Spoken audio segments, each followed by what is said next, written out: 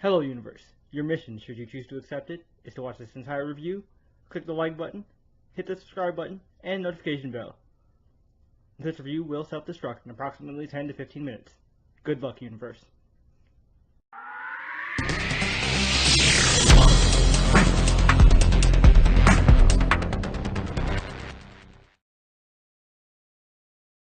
What's up, Universe, and welcome to the web's first must-see comic and nerd culture show. Welcome to the Comic Universe. I'm Dr. J. I've got a PhD in nerd culture, and I should know. I printed it out myself.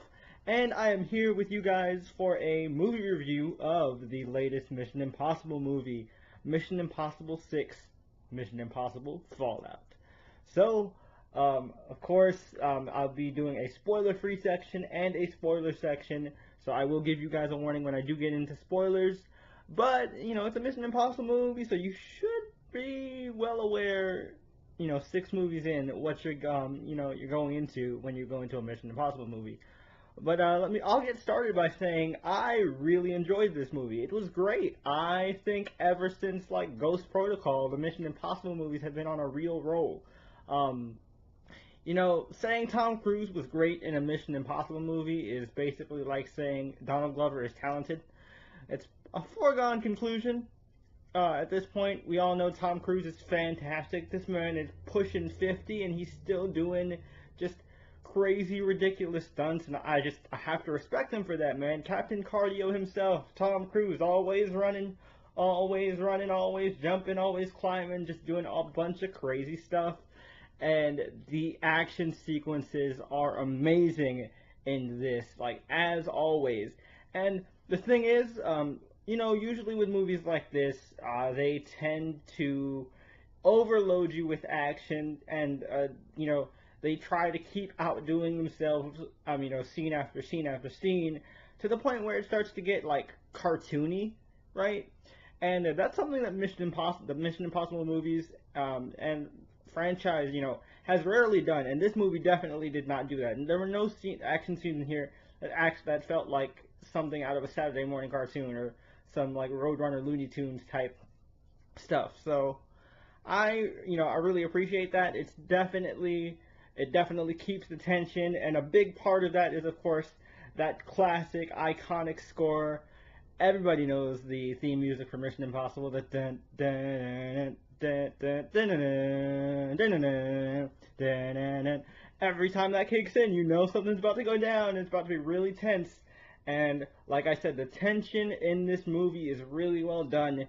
When things go down and things are getting really serious, you're on the edge of your seat. You're like, oh man, is he really gonna make it? They keep pushing Tom Cruise to the point where I'm like, dude, this guy is nuts. How does he keep doing this? Part of my question is Ethan Hunt gonna make it? And I'm like, how did Tom Cruise not seriously injure himself in everything he's done in this movie? Granted, he always manages to seriously injure himself, or at least injure himself in the making in each of these movies. But still, you gotta respect the guy for that. One of the strongest aspects of this movie, of course, is the crew's chemistry. We have our usual crew of Tom Cruise, Ving Rhames, Simon Pegg, and Alec Baldwin is along with the ride, and Rebecca Ferguson is back. And it's really well done. Honestly, like I said, these would just be vanilla popcorn action movies if these characters weren't so damn likable and their chemistry was so well done. You care about the team, you care about the team dynamics, and one of the running themes throughout this movie is that Ethan and his team, care about one life as much as they care about the millions. So they are not willing to sacrifice one life to save millions. As Captain America said in Infinity War, we don't trade lives. And, that's the kind of thing that, Ethan Hunt, sends throughout his team. Of course, no big spoiler here. It's pretty much shown in the trailer. The big threat that we're dealing with in this movie is, of course, nukes. Nukes. It's always got to be nukes, because nukes are kind of the biggest threat on the table in modern society. So, makes sense. And of course, Ethan Hunt's, basically his Blumfeld, Solomon, I want to say his name is Solomon Solomon Lane. Yeah, Solomon Lane. He is of course one of the primary antagonists and the driving force behind this. And without spoiling anything, a lot of elements from previous Mission Impossible movies really kind of tie together very well. So it feels rewarding as a fan if you've been watching these movies throughout the years to see all these different things tie together. Granted, if you're just walking into this, having not seen some of the Mission Impossible movies, you won't get some of the deeper impact that some of these moments have. But that doesn't, mean to say that if you're going into this fresh and I've never seen a Mission Impossible movie before, that you won't enjoy it, because if there's one thing this movie definitely is, it's enjoyable. Like I said, the action scenes are great. The character chemistry is fantastic. And like the action scenes have time and space between them where you can actually just be like, okay, there was that awesome car chase sequence. All right, let's build up a little bit. Now it's a motorcycle sequence, and then okay, a little bit more build up. Let's take a second. Okay, now we're on a boat. Now we're climbing a mountain. And we're doing a bunch of other stuff. Helicopter dangle, like a bunch of crazy stuff, and it's just like. But at the same time, it doesn't feel like it's just overloading you, hitting you over the head with action scene over action scene over action scene. And another thing I really appreciate about the Mission Impossible movies is, unlike a lot of modern action movies today, Mission Impossible doesn't do that thing where the camera's all shaky and you lose complete control. I did that on purpose, I swear. You lose complete control of the camera. I'm not even gonna edit that out. I was trying to simulate shaky cam and I think I succeeded.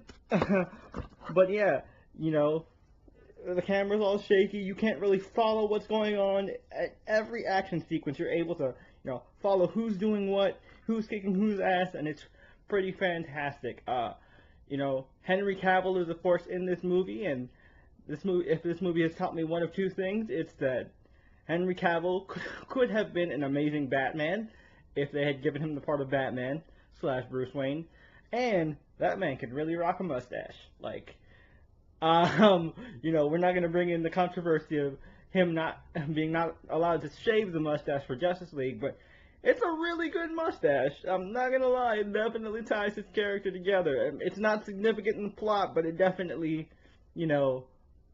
makes his look stand out more. He definitely, I don't know what it is. It makes him look a little bit more badass. Even though he doesn't really need help to look badass because he's huge and super charismatic. When you allow Henry Cavill to actually let his natural charisma shine, that's when you have a good movie. And he's in a good role, and he's in a good role here. I'm obviously not going to go into specifics with his role because that's more spoiler stuff, but overall, really enjoyed the movie. That's pretty much the spoiler-free section. A lot of fun, a lot of great action scenes, and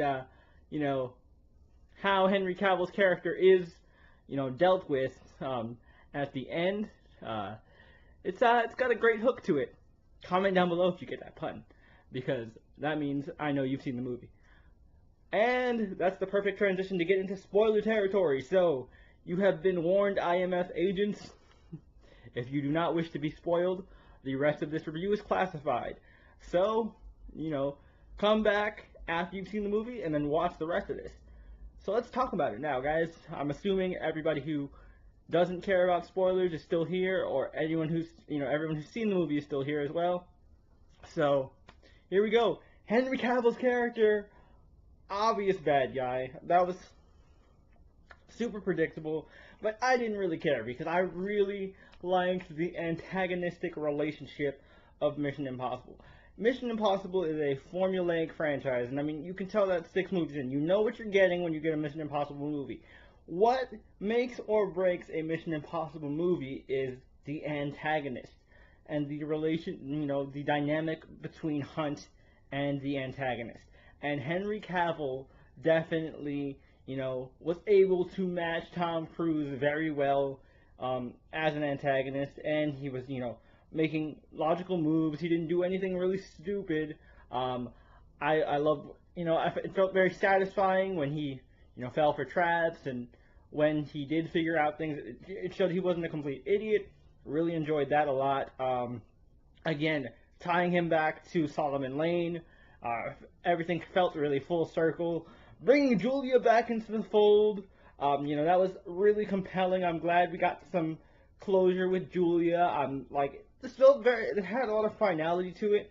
I definitely like that. Angela Bassett, I feel like as much as I love Viola Davis, Angela Bassett, the way she played the CIA director, I was like, yo, I'm getting some serious Amanda Waller vibes, and I dig it. I really liked it. I was really sad to see Alec Baldwin's character, the director of the IMF, go. That was sad, but definitely needed. It definitely helped move the characters forward. So really good. Again, Cavill was fantastic. He kicked so much ass. It was great, and like I said, his banter and his dynamic with the OG IMF team with Ving Rhames, Simon Pegg, and Tom Cruise. It was definitely really fun. He kept trying to introduce himself, like, by the way, I'm Waller. And none of, like, Hunt's team could smell something was off with him.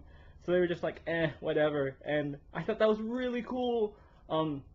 Again, going back to Julia, I really like that Julia has evolved as a character. Julia is not just the love interest in a spy movie. She's not just a Bond girl. She has a full-on character arc. Granted, a lot of it's off-screen, but I did enjoy how they brought that in and how, they've shown how positively Ethan has affected her life and how, she has affected Ethan's, and it allows Ethan to really kind of transition into a realistic, relationship, a relationship with Elsa, or, Ilsa, however you pronounce it. Rebecca Ferguson, fantastic. Love her. She's great. But yeah, man, I really enjoyed this movie a lot. It's definitely one of my favorites. I don't know where I would rank this among the Mission Impossible movies, but I definitely really, really enjoyed it. I feel like this is a must-see in the theaters because, with that score playing and the surround sound, it's definitely, it really sucks you into the moment. Like, that tension is really hard to break in these movies, and that's something I really appreciate. So, overall, like I said, I really enjoyed the movie. Definitely go see it, and tell me your thoughts and feels in the comments down below, because that's pretty much it for this review. Like I said in the intro, don't forget to hit that like button and subscribe button if you haven't already, and be sure to hit that notification bell so you get notified every time we upload a new video here on the Comic Universe. Over here, somewhere around here, next to my head, you will see a video pop up. It's our most recent video. Go check that out. Or, also, like I said, I will leave linked somewhere around here, floating in the ether, our channel icon, so you can subscribe in case you just don't want to press the subscribe button manually. There will be one right there. And if you like what I do here over in the Comic Universe, you will definitely like what I do over on my main channel, Mr. J's Reviews. I cover a wide variety of topics: music, movies, TV shows, anime, manga, comic books, video games. Choose your fandom, and I'm pretty sure I cover it. So, if you like what I do here, definitely check me out over on my main channel, Mr. J's Reviews. I will leave my icon somewhere floating over here as well. So, really appreciate the support, and don't forget to leave us your comments in the comments down below. Until next time, guys, this is Jay from Mr. J's Reviews for the Comic Universe, and until next time, I'll see you in the universe. Godspeed, agents. Peace.